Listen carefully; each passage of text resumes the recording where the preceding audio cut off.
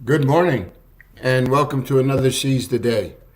I don't know about you, but here in New Hampshire, we're waking up to a pretty good amount of snow on the ground, and forecasters are saying that we're probably going to get another 5 inches before early this evening. So, a winter wonderland here in New England. It seems that January is going out with a little bit of a bang.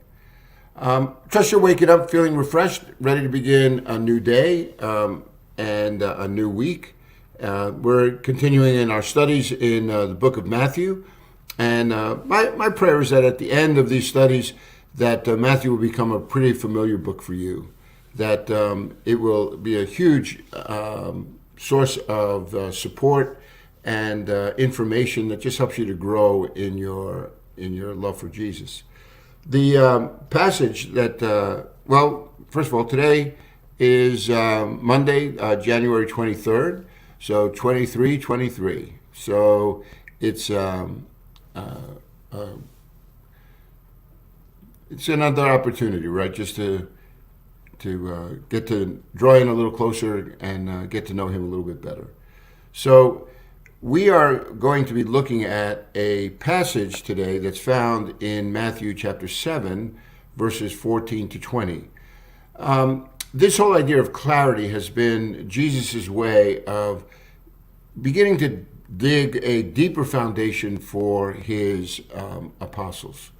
They have come to a place where they have already said that they recognize Jesus as the Messiah, the Son of the living God, and now Jesus is beginning to, draw them in closer and tell them more about who he is and this work that he's going to do. And what happens is, as it would happen with us, very often your first reaction when you hear something new or challenging could be to resist it, right? And that's exactly what happens with the apostles. They hear that Jesus tells them that he's going to go to Jerusalem, that he's going to suffer, be killed, be raised from the dead on the third day. And if it's not confusing, it's unsolicited, information. They don't want to hear about that. They don't want to see Jesus in that compromising position. And so what happens? Peter just out and out says, "Lord, this will never happen." And Jesus reminds them, look, you have your mind on the things of men, not of God. They take him up on the Mountain of Transfiguration, and there Jesus is transfigured before them. And a voice from heaven comes down and says, "This is my Son whom I love. With him I am well pleased. Listen to him." And those last three words, "listen to him," is an addition to the words that that God the Father used to affirm Jesus at his baptism, when the sky opened and these words came at Jesus' baptism back in Matthew chapter 3. Now it's the same words, only this time the Father adds, "listen to him." And if you're following along in the story, you realize that this is a pivotal point in the disciples' life. They really need to draw in closer. It's not enough now just to hold Jesus in high esteem. They are going to be called upon to live out this gospel in their everyday affairs. They're being asked, like you and me, we're being asked to make certain that we step into this calling that we've been given, right? To be the salt of the earth, the light of the world. Just like the disciples, we too are being confronted with this information, and now we're going to have to find a way to assimilate that into our everyday life so that it affects the way in which we look at ourselves, the way we look at the world, and the way in which we hold with great expectation this world to come. So, this whole idea here in Matthew 7, 14 through 20, I want you to think about this one question as we're looking at this passage.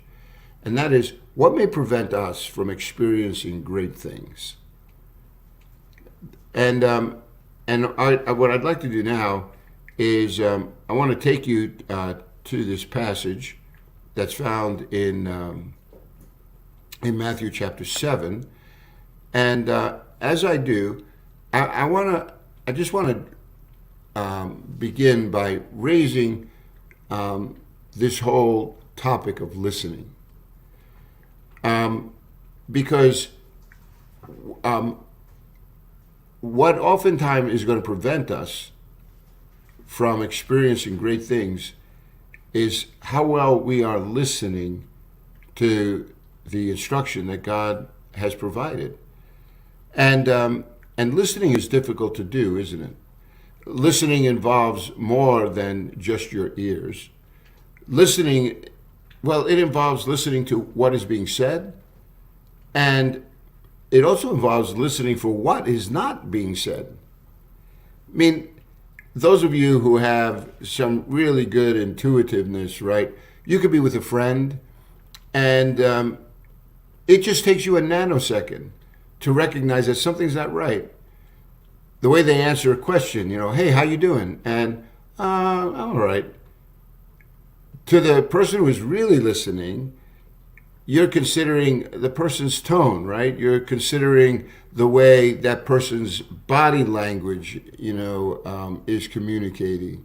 And it's just about, in a moment that you realize, wow, there's a lot of red flags here. Because now you're beginning to recognize that listening is an all-sensory sport. But if we learn to listen well, listening increases our awareness. Listening will steer us clear of misunderstandings. Listening, it will open doors of opportunity because we will learn new things. We will, and in particular, the wisdom that God has given us is so that we might experience life, what? To its full. Jesus says that in John chapter 10. He says, I have come that you might have life and have it abundant. So God's desire for us is to embrace life in its fullness. And it's an interesting thing because listening not only is going to cause us to be aware, but it'll help us to steer clear of a lot of misunderstandings. How many times have you found yourself drawing to conclusions when in actuality, once you got more information, all of a sudden you would have drawn a much different conclusion? Do you remember that passage that's found in James, in James chapter 1, where it says, be quick to listen, slow to speak, slow to anger. For the anger of man doesn't accomplish the righteousness of God. Yeah, that's a text given in the context of how we are experiencing trials. We could draw the wrong conclusion, just like Peter was drawing the wrong conclusion about Jesus going to Jerusalem. Peter, all he hears is that Jesus is going to suffer and be killed, and this cannot happen. But as Jesus pointed out, you have your mind on the things of men, not on the things of God. And if we have our mind on the things of men, then very often we're going to find ourselves at odds with the things of God. Because we don't want it this way. We'd rather have it a different way. And yet, when we begin to understand, for instance, the reason for the cross, we recognize that the cross, it would pay the penalty for our sin. The resurrection is going to give us the assurance of hope beyond this life. And that would serve every generation. So God was actually opening wide the doors of heaven. Which is why, if you remember the story, right, of Jesus in the Garden of Gethsemane, it says that he was so overcome because he knew what was awaiting him. And he prays, Lord, if it be your will, let this cup pass from me. And then a short time comes, and Jesus says, Lord, your will be done. And you realize there is this reconciliation in Jesus' heart, that his love for the Father and for humanity places him in a position where Jesus would lay down his own life for us, even while we were yet sinners. And so this is what it means then to really come to an understanding of what God's will and ways are. And that happens sometimes right in the midst of our own personal tragedies. You have to look at it through the eyes of God, because if you don't, you'll become so overwhelmed.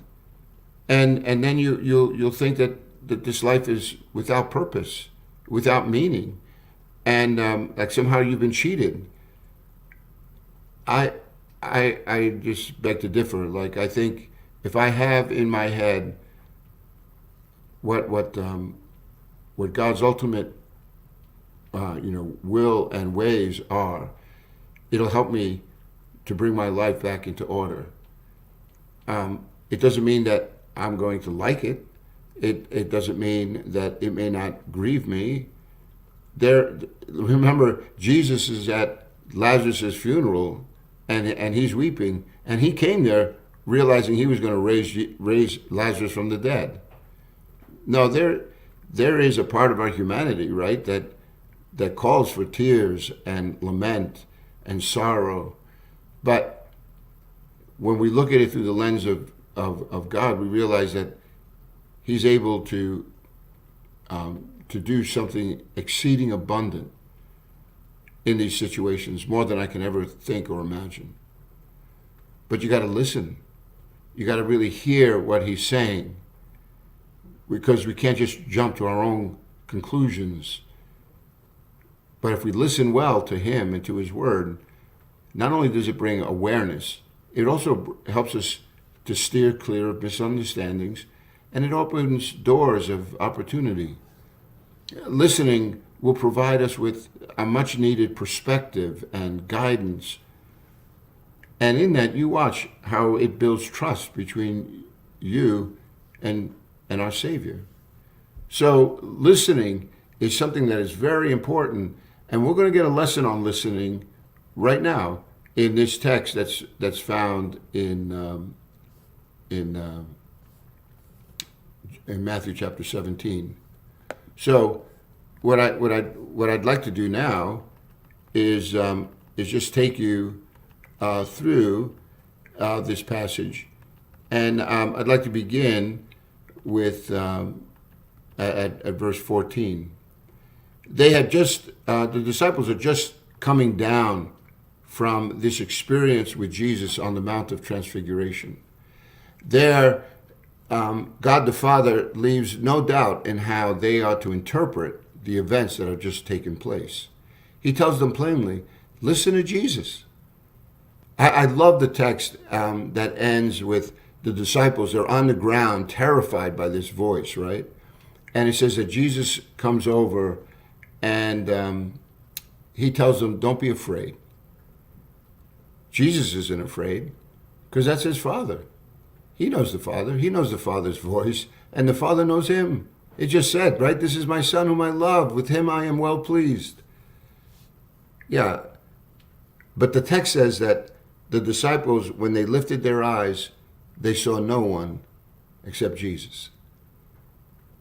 The reference there is that Moses and Elijah had been with Jesus, right? There was this cloud that had come over the mountain, and Jesus was transfigured.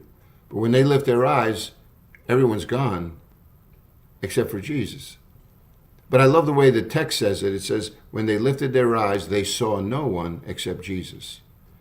I would contend that that's probably always a good posture. That as we live through this life, we don't see anyone except Jesus. Because he'll help us to face the challenges within and the challenges without. So they're in this mountain. They have this wonderful experience.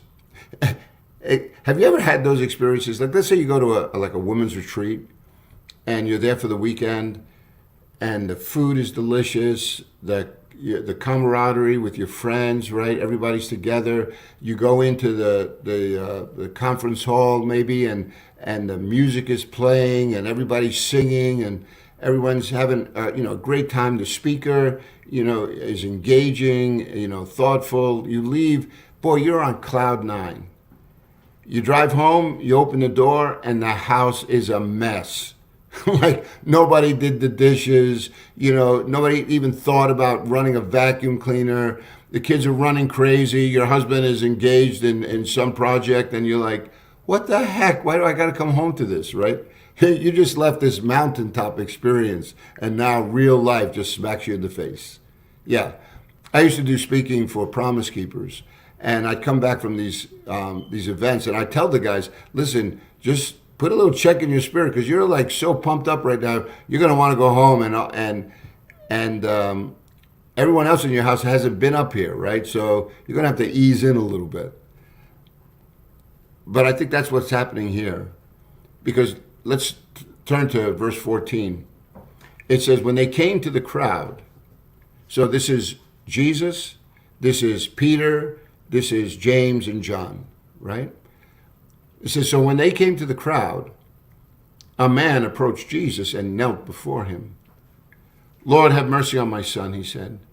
He has seizures and is suffering greatly. He often falls into the fire or the water. I brought him to your disciples, but they could not heal him. See, the father, he's bringing his son because he's looking for a miracle, right? He's asking for God to show compassion on what is ailing his son. From his perspective, he just sees these seizures, and he knows that he's suffering to the point where the boy is a harm to himself. It says he falls into the fire or into the water. Like, what's that about? Well, remember, again, we're talking about a culture. There's no electricity, right? There's no indoor plumbing. There's probably a well, and there's probably an open fire where people, cooked with and used it, for just cooking purposes, heating purposes, right? Like, so these things are probably, out in the open, and the boy has found himself at times, in these dangerous positions. I'm sure the father did everything he could to find ways to prevent these accidents. But whatever is happening to this boy, it's something that now the father is just at a complete loss. He doesn't know what to do. But he hears that Jesus is in town. The father brought his son to Jesus. And boy, can you imagine the disappointment when he gets there and Jesus isn't there? He was probably banking on this one now who has garnered this reputation. The father, he probably gained enough information about Jesus to come looking for him.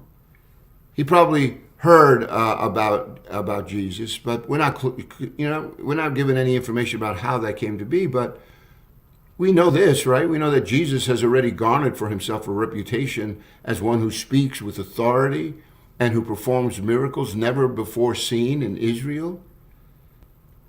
So he's coming to Jesus looking for a miracle. He's heard what Jesus has done in other places. He's there to find healing for his son. Which then, it's a little strange, because then look at verse 17. Verse 17 says, this is how Jesus replies. He says, "O unbelieving and perverse generation, how long shall I stay with you? How long shall I put up with you?" Those words right there, don't you think that's a little harsh? It doesn't seem to fit in, right, with our understanding of Jesus. But may I just hit a little pause button here for a moment? When you read passages like this, make sure you just don't dismiss them too quickly, because this is part of who Jesus is too. He's just not Jesus, meek and mild, gentle of heart. He's not just the Jesus who will say, "Hey, I love you and I'll forgive you 70 times 7. I'm here to show you grace." Yeah, all of that is true. But there is also this Jesus who says, "I haven't come, He says, I've come to bring a sword, right? And this text is also Jesus, who is demonstrating a deep lament, a disappointment, and he's expressing that. And so who? But here's my question: who do you think Jesus is talking to? Is Jesus talking? It says here, "Oh, unbelieving and perverse generation, how long shall I stay with you? How long shall I put up with you?" Who do you think Jesus is speaking to? See, I think Jesus is speaking out loud to the crowds who have come. See, think about it. Jesus has been Matthew has been portraying Jesus as one who is the Messiah, right? The Son of God. All those references to Old Testament passages in the opening chapters of Matthew, they were meant to give us, this connection between the Jesus who was born of Mary and this Messiah that was promised for generations. This is the culmination of all those promises that God would now send his Son, the Messiah, the anointed one, to come. Well, this Messiah, he came teaching the Word of God in a way that people never heard it before. This Messiah comes and the blind see, the lame walk, those who have leprosy are healed, those who are dead are raised. Things that, the people say, we haven't seen. Yeah, this Jesus, though, he's been doing this all along. And what has been the response? Well, some people are convinced, right? And they begin to follow after Jesus. But a good majority of these people are, at best, curious. They're there for the show. They're there to see something that is out of the ordinary. But do you think that they have begun to put into their minds that this Jesus who is teaching these things and performing all these miracles, he also is extending a call for them to follow him, to now order their life according to his instruction? Or is it just so many like us who we have a casual, understanding of who Jesus is?